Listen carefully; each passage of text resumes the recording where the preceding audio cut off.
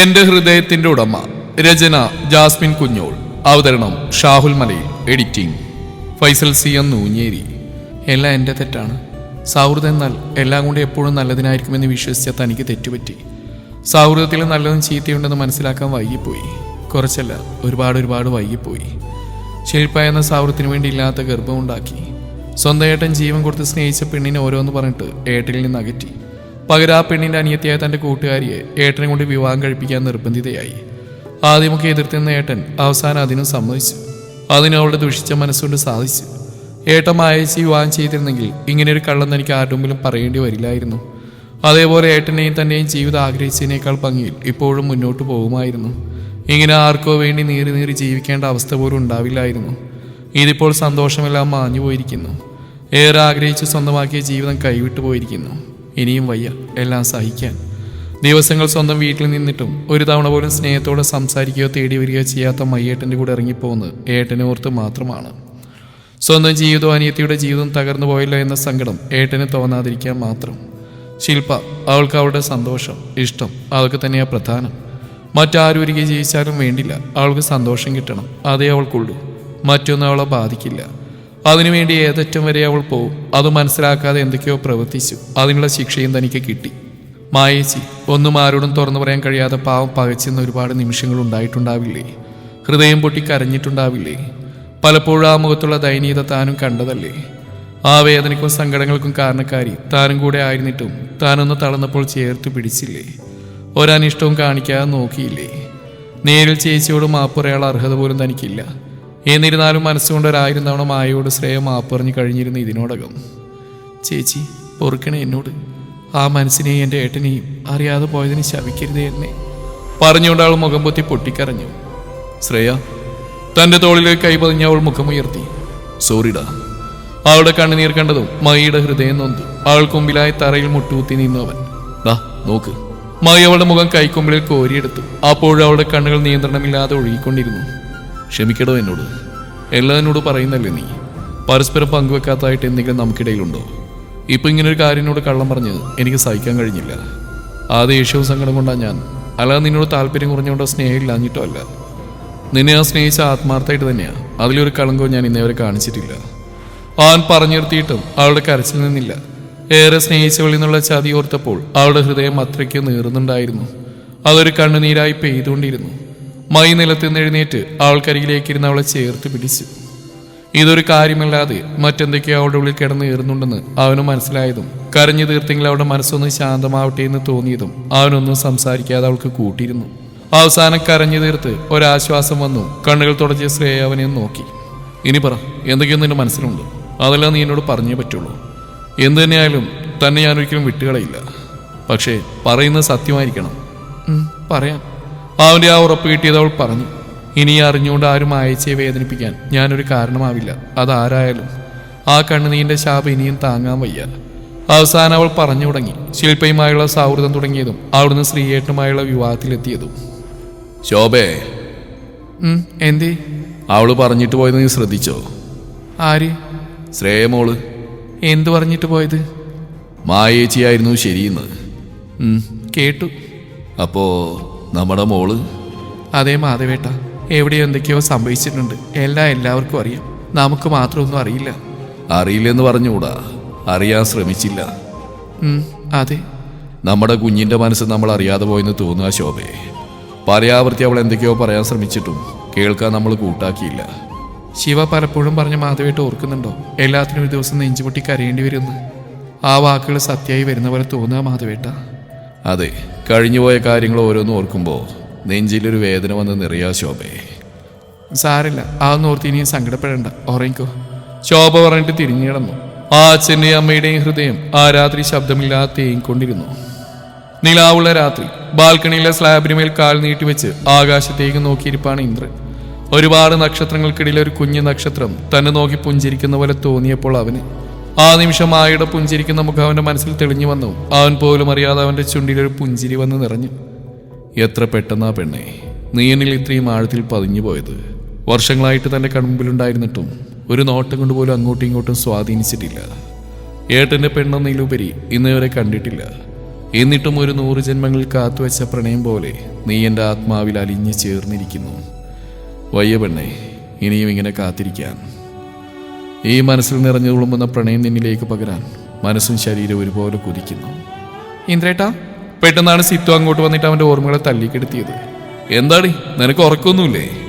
ഇന്ദ്രൻ ഒരു ഗൗരവഭാവ മുഖത്തണിഞ്ഞ് അവളെ കൂർപ്പിച്ച് നോക്കി. ഇത് നല്ല കഥ, ഞാനെന്ത് ചെയ്തു? ഇങ്ങനെയുണ്ട് ആളുകളും, ഞാൻ പോണു. അവൾ ദേഷ്യത്തിൽ തിരിഞ്ഞടക്കാൻ ഒരുങ്ങി. അവിടെ നിൽക്ക്, ഞാൻ വെറുതെ പറഞ്ഞ. ഇല്ല, പോ അവിടുന്ന്, അവൾ കുറുമ്പോടെ പറഞ്ഞു. നീ ഇവിടെ ഇരിക്കുവണ്ണേ, വേണമെങ്കിൽ പോവല്ലേ? വേണ്ട വേണ്ട, വിളിച്ചു എഴുതിയിട്ട് ഇപ്പൊ കുറ്റം മുഴുവൻ എനിക്ക്. നാളെ തന്നെ പോവാൻ ഞാൻ നാട്ടിലേക്ക്. നിങ്ങൾ ഏട്ടനും അനിയും എന്താണെന്ന് വെച്ചാൽ ആയിക്കോ. ഡീ മോളെ ചതിക്കല്ലേ, നീ ഇവിടെ ഉണ്ടല്ലോ എന്ന് ഓർത്താ ഇനിയിപ്പോൾ ആ ഒരു സമാധാനം അതില്ലാതാക്കല്ലേ പ്ലീസ്. നല്ല കുട്ടിയല്ലേ. അങ്ങനെ വഴിക്കുവാ. അല്ല, എന്തോ സ്വപ്നം കാണായിരുന്നല്ലോ ഞാൻ ഇങ്ങോട്ട് വന്നപ്പോ. എന്തുവാ? അതൊന്നുമില്ലടി, ഞാൻ ചുമ്മാ. എന്ത് ചുമ്മാ? പറ മോനെ. സിദ്ധ ചിരിയോടെ അവനെ കളിയാക്കി. നീ പോടി, ഒന്നുമില്ല. എനിക്കെല്ലാം മനസ്സിലാകുന്നുണ്ട്, കള്ളാ. നീ ഒന്ന് പോയി, എനിക്ക് ഉറങ്ങണം. അവളുടെ കളിയാക്കൽ സഹിക്കാനാവാതെ അവനെ എഴുന്നേറ്റു. ഓഹോ, കെട്ടിയോള് വരാതെ ഉറക്കൊക്കെ വരും കെട്ടിയവന്? ആ വരും. എന്നാ പോയി ഉറങ്ങിക്കോ. ഞാനേ ഇന്ന് നേരത്തെ റൂമിലേക്ക് കൊണ്ടുപോവാ. നീ ഇന്ദ്രൻ അവൾക്ക് നേരെ കയ്യോങ്ങിയതും അവൾ റൂമിന് പുറത്തേക്ക് ഓടി. ടെൻഷനാവണ്ട, വരുന്നുണ്ട്. അതെ, നാളെ മോർണിംഗ് ഞാനുണ്ടാവും നിങ്ങളുടെ കൂടെ. ഓക്കെടി, എന്നാ ഗുഡ് നൈറ്റ്. Good night ഇന്ദ്രേട്ടാ.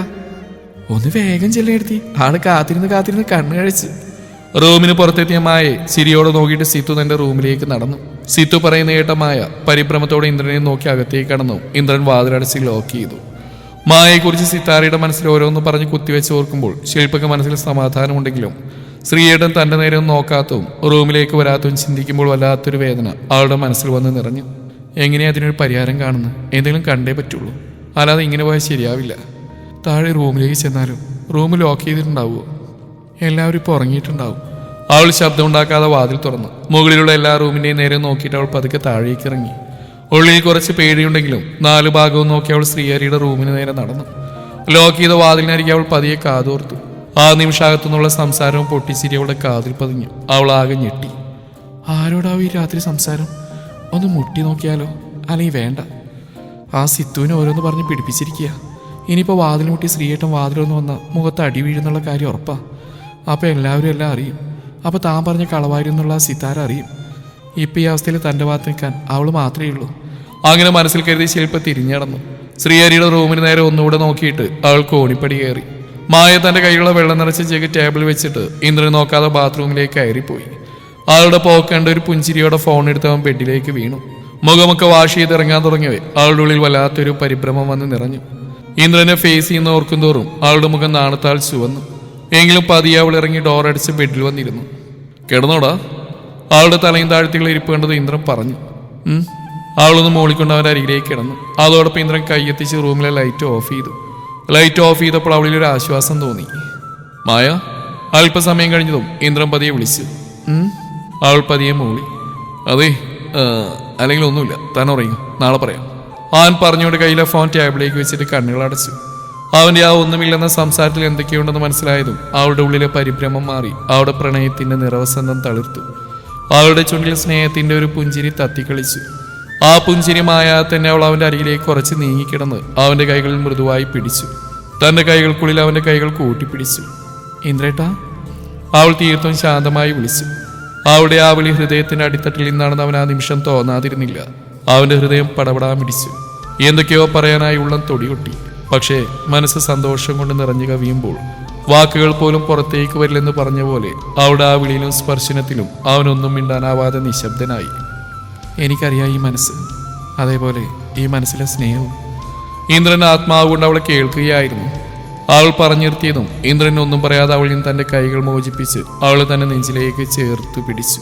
ഏറെ കരുതലോടെ വിധി തനിക്കായി കൊണ്ടുവന്ന് ചേർത്ത പ്രണയം ഇന്ദ്രൻ അവളിലേക്ക് ചേർക്കുമ്പോൾ ആ പ്രണയം കളങ്കമില്ലാത്ത മനസ്സോടെ ഏറ്റുവാങ്ങാൻ മായയും അവളുടെ ഹൃദയവും തയ്യാറാവുകയായിരുന്നു. ശ്രീഹരി എന്ന നോവും ശ്രീകുട്ടി എന്ന വേദനയും ഓർമ്മകളിൽ പോലും വരാൻ അനുവദിക്കാതെ അവരുടെ പ്രണയം അവിടെ മുതൽ പരസ്പരം അറിഞ്ഞു തുടങ്ങിയായിരുന്നു. ഹൃദയം നിറക്കുന്ന പുഞ്ചിരിയോടെ ഇന്ദ്രൻ മായയുടെ നിറകിൽ മൃദുവായി ചുംബിച്ചു.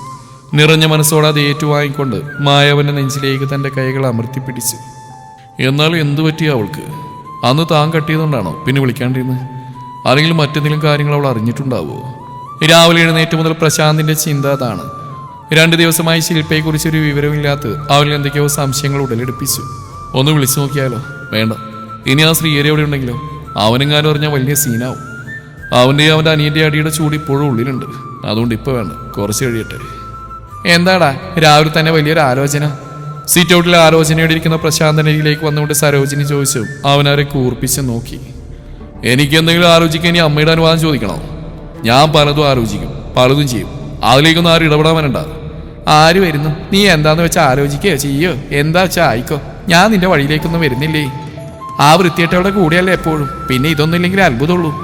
സരോജിനി പിറുപിറുത്തുകൊണ്ട് തിരിഞ്ഞടന്നു. ഇന്ദ്ര രാവിലെ ഓഫീസിൽ പോകാനായി ഡ്രസ്സ് മാറി മുടി ചെയ്യിക്കൊണ്ടിരിക്കുമ്പോഴാണ് മായ റൂമിലേക്ക് വന്ന്. അവളുടെ മുഖത്തെ പരിഭ്രമം കണ്ണാടിയിൽ കൂടെ ഇന്ദ്രൻ കണ്ടിരുന്നു. അവന്റെ ചുടികളിൽ മനോഹരമായൊരു പുഞ്ചിരി വിരിഞ്ഞു. ഇന്ദ്രേട്ടാ. മായയുടെ മധുരമായ ശബ്ദം കേട്ടതും അവൻ അവൾക്ക് നേരെ തിരിഞ്ഞു. വാടോ, തനിക്ക് നിന്നോട് പറയാനുണ്ടല്ലോ. അവന്റെ അരികിലേക്ക് വന്നിട്ട് ഒന്നും മിണ്ടാൽക്കുന്ന അവളെ നോക്കി അവൻ പറഞ്ഞു. എന്തായാലും പറവണ്ണേ, ഇനിയും തന്നെ ഈ വിറയിലും പരിഭ്രമൊന്നും മാറിയില്ലേ? അതുകൂടെ കേട്ടത് അവൾക്ക് വല്ലായ്മ തോന്നി. അങ്ങനെയൊന്നുമില്ല ഇന്ദ്രേട്ടാ, ഞാനൊരു കാര്യം ചോദിക്കട്ടെ? താൻ ചോദിക്കുവണ്ണേ, എന്താണെങ്കിലും. വൈകിട്ട് നമുക്കൊന്ന് വീട് വരെ പോയാലോ? ഇത് ചോദിക്കാനാണ് ഇത്രയ്ക്ക് മുഖവുര? പറഞ്ഞുകൊണ്ട് അവൻ ചിരിച്ചു. അത് പിന്നെ അവൻ പതിയെ അവൾക്കരികിലേക്ക് കുറച്ച് അടുത്ത് നിന്നു. എന്നിട്ട് ഇരു ചുമലിലും കൈവച്ചു. നോക്ക്, ഈ വെപ്രാളൊന്നും ഇനി നമുക്കിടയിൽ വേണ്ട കേട്ടോ. എന്തു എപ്പോഴായാലും എന്നോട് തുറന്നു പറയാൻ നിനക്ക്. അതിനൊരു മറയും വേണ്ട. ഇന്നു മുതൽ പരസ്പരം അറിഞ്ഞു തുടങ്ങിയല്ലേ നമ്മൾ. ഈ കഴുത്തിൽ അന്ന് ഞാൻ താലി ആർത്തുമ്പോൾ നിന്നെ എങ്ങനെയെങ്കിലും അയാളിൽ നിന്ന് രക്ഷപ്പെടുത്തുക എന്ന ഉദ്ദേശം മാത്രമേ ഉണ്ടായിരുന്നുള്ളൂ. പക്ഷേ താലി കെട്ടി ഈ വീട്ടിലേക്ക് കൊണ്ടുവന്നപ്പോൾ മുതൽ നീ എൻ്റെ ആരൊക്കെയായിട്ട് മാറി. അതിനധികം സമയമൊന്നും വേണ്ടിയൊന്നില്ലെന്നാണ് സത്യം. അങ്ങനെ ദിവസങ്ങൾ കഴിയവേ എന്നിലെ പ്രണയമായി നീ മാറി. ഇപ്പൊ നീ എൻ്റെ ജീവനാ, ജീവിതവും. അവൻ്റെ വാക്കുകൾ ഓരോന്നും അവളിലൊരു നടുക്കത്തിന് പകരം കൗതുകമാണ് ഉണ്ടാക്കിയത്. ഇത്രയും നാളെ ഏട്ടൻ്റെ പെണ്ണായി മാത്രം കൺമുമ്പിൽ കണ്ട ഒരുവളെ ഈ കുറഞ്ഞ നിമിഷങ്ങൾ കൊണ്ട് ഇത്രയും ആഴത്തിൽ മനസ്സിലാക്കി കാവലായി കരുതലായി പൊതിഞ്ഞു പിടിച്ച ആ മനസ്സിനെ ഓർത്തപ്പോൾ അവളുടെ ഉള്ളിലൊരു നോവ് വീണു. കൂടുതലൊന്നും ആലോചിക്കണ്ട, നമുക്ക് വീട്ടിലേക്ക് പോവാം. അവളെന്തോ ആലോചനയിലാണെന്ന് മനസ്സിലായതും ഇന്ദ്രൻ പറഞ്ഞു. അവളൊരു ചമ്മലോടെ മുഖം താഴ്ത്തിയ മുഖം പതുക്കി അവൻ പിടിച്ചുയർത്തി ആ കണ്ണുകളിലേക്ക് നോക്കി. പെണ്ണേ, ഇന്ന് നീ എൻ്റെ എല്ലാമാണ്. ഈ ഹൃദയത്തിലെ പ്രണയം ഇന്നെന്നിലൊരു വസന്തം തന്നെ നിറയ്ക്കുന്നു, നീ പോലും അറിയാതെ. അവളെ അത്രമേൽ ഇഷ്ടത്തോടെ തന്നിലേക്ക് ചേർത്ത് ആ നെറുകയിലൊന്ന് ചുംബിച്ച് ആ കണ്ണുകളിലേക്ക് നോക്കിക്കൊണ്ട് അവൻ ഉള്ളാൽ മൊഴിഞ്ഞു. ഇന്ദ്രേട്ടാ, പോവാം. മായയും ചേർത്ത് പിടിച്ചുകൊണ്ട് ഇന്ദ്രൻ വാതിൽ തുറന്നു. സിത്തു തന്റെ റൂമിൽ നിന്ന് പുറത്തേക്ക് വന്നുകൊണ്ട് പറഞ്ഞു. പോവാം ഏടത്തി, ഞാൻ ഓഫീസ് വരെ പോയിട്ട് ഉടനെ വരാം. മായൊന്ന് പുഞ്ചിരിച്ച് തലയാട്ടി. തിരിച്ചൊരു പുഞ്ചിരി നൽകി സിത്തു കോണിപ്പടി ഇറങ്ങി. പിന്നാലെ ഇന്ദ്രനും. സിത്തു എവിടേക്കാ? താഴെത്തിയും ബ്രേക്ക്ഫാസ്റ്റ് കഴിച്ചുകൊണ്ടിരിക്കുന്ന ശില്പകളെ നോക്കി ചോദിച്ചു. ഏടത്തി, എനിക്കൊന്ന് പുറത്തു വേണം, ഒരാളെ കാണാനുണ്ട്, വേഗം വരാം. ഓക്കെ, എന്നാ ചെല്ല്. അപ്പോഴേക്കും ശ്രീഹരി റെഡിയായി വന്നു. ഏട്ടാ, ഞാൻ എൻ്റെ കാറിൽ പോയിക്കോളാം, എനിക്ക് ഉച്ചകഴിച്ച് ഒരു പരിപാടി ഉണ്ട്. ഓക്കേടാ. സിത്തു വാ, ശ്രീഹരി പറഞ്ഞുകൊണ്ട് പുറത്തേക്ക് നടന്നു. പിന്നാലെ സിത്തു. ശ്രീഹരി കാറ് സ്റ്റാർട്ട് ചെയ്തും സിത്തു വേഗത്തിൽ ഫ്രണ്ട് ഡോറിന്ന് അകത്തേക്ക് കയറി. അവൾ കയറിയതും ശ്രീഹരി കാറ് മുന്നോട്ടെടുത്തു. ഇവളെന്തിനാ ശ്രീയേട്ടൻ്റെ കൂടെ പോയത്?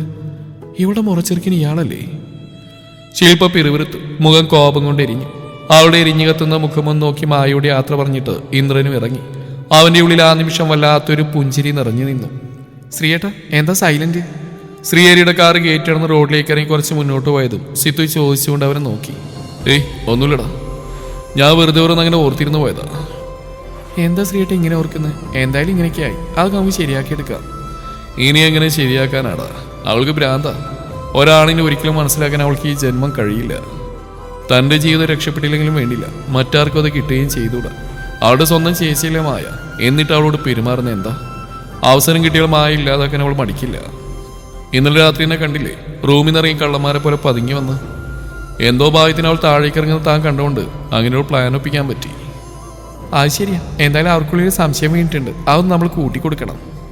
അങ്ങനെ ഓരോ ദിവസത്തെ ആവർത്തിക്കുമ്പോൾ സ്വന്തം ജീവിതം കൈവിട്ട് പോകുന്ന കാണുമ്പോൾ മായയെടുത്തേ തകർക്കാൻ നിൽക്കില്ല. അതൊക്കെ നിനക്ക് വെറുതെ ഒന്നാ സിത്തു. എന്തിനാലും മായ വിട്ടിട്ട് അവൾക്കൊരു കളിയുമില്ല. അന്ന് മായനെ വിവാഹം കഴിക്കാൻ താല്പര്യമില്ലെന്ന് പറഞ്ഞപ്പോൾ ശില്പ എല്ലാവരും കൂടെ ആലോചിച്ചു. അന്ന് മായയെ തോൽപ്പിക്കാൻ ശില്പയെ വിവാഹം കഴിക്കണമെന്ന വാശിയായിരുന്നു എനിക്ക്. അപ്പോഴെൻ്റെ ഇന്ദ്രൻ എന്നോട് പറഞ്ഞ, ഏട്ടാ ഇതിൻ്റെ പിന്നിലെന്തോ ചതി നടന്നിട്ടുണ്ടെന്ന്, നമുക്ക് കണ്ടുപിടിക്കണമെന്ന്. പക്ഷേ അവൻ്റെ വാക്ക് ഞാൻ ചെവിക്കൊണ്ടില്ല. ശില്പയായിട്ടുള്ള വിവാഹം അത്രയും ഉണ്ടായിരുന്നുള്ളൂ, ജീവിതം തുടങ്ങിയെന്നൊന്നും ഇല്ലായിരുന്നു. പിന്നെ വിവാഹം കഴിഞ്ഞപ്പോൾ എനിക്കെന്തോ അല്ലാത്ത വേദന. മായയുള്ള വാശിക്ക് ശില്പയുടെ ജീവിതം ഇല്ലാതാക്കണം. ഒരുപാട് പ്രതീക്ഷകൾ ഓരോ പെൺകുട്ടിക്കുണ്ടാവില്ലേ, അത് ഞാൻ കാരണം ഇല്ലാതാവരുത്. ഒന്നറിയാത്തൊരു പെണ്ണിനെ ഇനിയും വേദനിപ്പിക്കാനാവില്ല. അതൊക്കെയായി പിന്നെ ചിന്ത. എന്തായാലും വിവാഹം കഴിഞ്ഞു, ഇനി പതിയെ അവളെ സ്നേഹിച്ചു തുടങ്ങാന്ന് കരുതി. അങ്ങനെയാണ് മായയുടെ വീട്ടിൽ മായക്കാ പ്രശാന്തിന്റെ ആലോചന മുറുകുന്നത്. അത് കേട്ട് സഹിക്കാൻ എനിക്ക് കഴിഞ്ഞില്ല. വാശിക്ക് അവളുടെ അനിയത്തി വിവാഹം കഴിച്ചെങ്കിലും എൻ്റെ ആത്മാവിൽ പണ്ടേക്കും പണ്ട് അലിഞ്ഞേർന്ന പെണ്ണായിരുന്നില്ലേ അവള്. അങ്ങനെ ഏതവരെങ്കിലും എറിഞ്ഞു കൊടുത്തിട്ട് പാടെ തള്ളിക്കളയാൻ പറ്റില്ലല്ലോ. അങ്ങനെ മുത്തച്ഛനോട് ഇന്ദ്രനോട് മായ വിവാഹം കഴിക്കാൻ പറയണമെന്ന് ആവശ്യമായിട്ട് ഞാൻ ചെന്നു. മുത്തച്ഛൻ ഇന്ദ്രനോട് സംസാരിച്ചപ്പോൾ അവനത് ആകെ വിഷമായി, പറ്റില്ലെന്ന് പറഞ്ഞു. ഞാനത് വിടുകയും ചെയ്തു. അത് വിട്ടെങ്കിലും നല്ലൊരാൾ അവളെ തേടി വരണമെന്ന ആഗ്രഹത്തോടെയും പ്രാർത്ഥനയോടെയും ഞാൻ നിന്നു. എന്തുവന്നാലും ആ പ്രശാന്തിനെ അവളെ കൊടുക്കാൻ സമ്മതിക്കില്ലെന്ന തീരുമാനത്തിലും. അങ്ങനെയാ പെട്ടെന്നൊരു ദിവസം മായ താലിയിട്ട് ഇന്ദ്രൻ വീട്ടിലെത്തുന്നു. ശില്പയെ പതുക്കെ സ്നേഹിച്ചു തുടങ്ങാൻ മനസ്സ് തയ്യാറായി വന്ന സമയമായിരുന്നത്. മായ വീട്ടിൽ വന്ന് കയറിയതോടെ ശില്പയുടെ വായിൽ നിന്ന് മായയ്ക്ക് നേരെയുള്ള വിഷം തുപ്പുന്ന വാക്കുകൾ തെറിച്ചു വീണു. അതോടെ ശില്പയോട് തോന്നിയ കുറച്ചൊരു സ്നേഹം മനസ്സിൽ നിന്ന് പാടെ അലിഞ്ഞില്ലാതെയായി. ഇന്ദ്ര മായയെ താലിയിട്ടിൽ ഒരുപാട് സന്തോഷം മനസ്സിൽ തോന്നിയെങ്കിലും മായയ്ക്ക് നേരെയുള്ള ശില്പയുടെ ദുഷിച്ച വാക്കുകൾ കേട്ടപ്പോൾ എല്ലാവരോടും ദേഷ്യം തോന്നി തുടങ്ങി. ദേഷ്യം കാരണം ഇതിൽ നിന്നെല്ലാം ഒഴിവായി എൻ്റെ പാട്ടിനെയും കൂടെയും പോകാൻ ഒരുപാട് ആഗ്രഹിച്ചു. പലപ്പോഴും പോകാനായി ഒരുങ്ങിയിട്ടുമുണ്ട്. പക്ഷേ മായ അവളെ ഓർക്കുമ്പോൾ ഒന്നിനും തോന്നിയില്ല. സഹിച്ചു, ക്ഷമിച്ചു. ശില്പയുടെ പല പ്രവൃത്തികളും കണ്ടില്ലെന്നും കേട്ടില്ലെന്നും നടിച്ചു. ചിലപ്പോഴൊക്കെ അതിനെതിരെ പ്രതികരിച്ചു. അവസാനം മായയുടെ ബർത്ത്ഡേ ദിവസം അവൾ പറഞ്ഞോർത്തവും പിന്നെ ഒന്നും നോക്കിയില്ല. പണ്ടെങ്കിൽ പോലെ ഫംഗ്ഷനോ മറ്റോ ഉണ്ടാകുമ്പോൾ അല്പം മാത്രം കഴിച്ചിരുന്ന ഞാൻ അതിലേക്ക് തിരിഞ്ഞു. മായയോട് ഇനി ഒരിക്കലും അത് തൊടില്ലെന്ന് വാക്ക് പറഞ്ഞിട്ടും അന്ന് അത് തെറ്റിച്ചു. അന്ന് വൈകിട്ട് മിഥുൻ വിളിച്ചു. ഇന്ദ്രൻ ഞാൻ അവനെ കാണാൻ പോയി. ആ ദിവസം മിഥുൻ പറഞ്ഞ കാര്യവും അതിനോടൊപ്പം ഇന്ദ്രൻ പറഞ്ഞ കാര്യങ്ങളും കേട്ടതോടെ എൻ്റെ പകുതി ജീവൻ ഇല്ലാതെയായി. അന്ന് രാത്രി ഇന്ദ്രനെ തള്ളി മാറ്റി എങ്ങോട്ടെങ്കിലും പോകാനൊരുങ്ങി. മായയെ മനസ്സിലാക്കാൻ ശ്രമിക്കാത്ത കുറ്റബോധം മനസ്സിൽ നീറിപ്പോവഞ്ഞു. സങ്കടത്തോടെയും ദേഷ്യത്തോടെയും ദൂരേക്ക് നടന്നാർന്ന് എന്നെ ഇന്ദ്ര ഓടിപ്പിടിച്ചു. ഏട്ടാ, മായയ്ക്ക് ഇതൊന്നും താങ്ങാനാവില്ല ഏട്ടാ. അവൻ ആ സമയം ഓരോന്ന് പറഞ്ഞ് കരയുകയായിരുന്നു. ഏട്ടനിപ്പോൾ പോയാൽ പിന്നെ ഈ ജന്മങ്ങൾക്ക് സന്തോഷം ഉണ്ടാവില്ല. ആ നിമിഷം എൻ്റെ ഇന്ദ്രനോട് പറഞ്ഞൊരു വാക്ക് അതെൻ്റെ ഉള്ളം പൊള്ളിച്ചു. എൻ്റെ ഏട്ടന് സന്തോഷമാവുമെങ്കിൽ ഏട്ടൻ്റെ പെണ്ണിനെ ഞാൻ തിരിച്ചേൽക്കാമെന്ന്. അത് കേട്ടോടെ ഞാൻ അവൻ്റെ വാപുത്തി. ഏയ് അരുത് മോനെ, ഏട്ടനെ ഇനി നീയും കൂടി തോൽപ്പിക്കരുത്. അത് പറഞ്ഞു അവൻ എന്നെ കെട്ടിപ്പിടിച്ച് വീണ്ടും കരഞ്ഞു. സ്വന്തം ഏട്ടന് വേണ്ടി തൻ്റെ ജീവിതം പോലും നൽകാൻ തയ്യാറായ എൻ്റെ ഇന്ദ്രനോർത്തും പിന്നെ ഒരടി മുന്നോട്ട് വെക്കാൻ എനിക്ക് കഴിഞ്ഞില്ല. അവനോർത്ത് മാത്രമാണ് ഇന്ന് ഞാനെല്ലാം സഹിക്കുന്നത്. അതേപോലെ അവൻ്റെ മായയ്ക്ക് വേണ്ടിയും. എന്തുതന്നെയാലും അവളുടെ അനിയത്തിയുടെ ജീവിതം ഇല്ലാതായി പോകുന്നു അവൾക്കൊരിക്കലും സഹിക്കില്ല. ഇതൊക്കെ ഓർക്കുമ്പോഴാണ്, അല്ലെങ്കിൽ ഇതിനോടകം ശില്പ ചെയ്തൊക്കെ എണ്ണി പറഞ്ഞിട്ട് അവളവിടെ വീട്ടിലെത്തിക്കുമായിരുന്നു ഞാൻ. അതിനെനിക്ക് കഴിയാഞ്ഞിട്ടല്ല, ഓരോന്നും വേണ്ടാന്ന് നോക്കുമ്പോൾ അവൾ തലയിൽ കയറുക. അവൻ്റെ മുഖം ദേഷ്യത്താൽ മുറുകി. ശ്രീയേട്ടാ, ഇങ്ങനെ വിഷമിക്കല്ലേ. ശ്രീയേട്ടന് കുഴപ്പമില്ല, ഞാനൊന്ന് ആഞ്ഞ് ശ്രമിക്കട്ടെ. അതിൽ പല കാര്യങ്ങളും ഉണ്ടാവും. ദേഷ്യം തോന്നിയത് എന്നോട്. ഇല്ല സിത്തു, നീ എനിക്ക് എൻ്റെ ശ്രേയെ പോലെ ശ്രീകുട്ടിയെ പോലെ അത്രയ്ക്ക് പ്രിയപ്പെട്ട അനിയത്തിയാ. ഇതിലൊരു പരിഹാരം കാണാനാ ഞാൻ ഇന്ദ്രനെ നിന്നെ വിളിച്ചു വരുത്തി തന്നെ. അതുകൊണ്ട് എന്ത് തന്നെയായാലും ഈ ഒരു കാര്യത്തിൽ നീ ചെയ്തു. ഓക്കെ, ഈ സമ്മതം മതി. ഒന്നുകിൽ ഇതോടെ അവർ നന്നാവും, ഇല്ലേ പിന്നെ മായെടുത്തി ഇന്ദ്രേട്ടൻ എന്നല്ല ആരും ഓർത്തിട്ടാണ് ശ്രീയേട്ടൻ സ്വന്തം ജീവിതം നഷ്ടപ്പെടുത്തരുത്. ഇല്ല, എന്നാൽ പിന്നെ ഞാനൊന്നും നോക്കില്ല. ഓക്കെ, നമുക്ക് നോക്കാം. എന്നാൽ ശ്രീയേട്ടനെ ടൗണിൽ ഇറക്കിയേക്ക്. കുറച്ച് പർച്ചേസ് ഉണ്ട്, അത് ഞാൻ വീട്ടിലേക്ക് പോയിക്കോളാം. അപ്പോൾ തന്നെ ഓഫീസിലേക്കില്ലേ? ഇല്ല ശ്രീയേട്ടാ, പിന്നെ ആവട്ടെ, ആവശ്യം വരും. ഇപ്പം എന്തായാലും ഇല്ല. ഓക്കെടി. സിത്തുവിനെ ടൗണിൽ ഇറക്കിയിട്ട് ശ്രീഹരി തൻ്റെ കാർ ഓടിച്ചു പോയി. തുടരും ഈ കഥയുടെ ബാക്കി ഭാഗം നാളെ ഇതേ സമയം.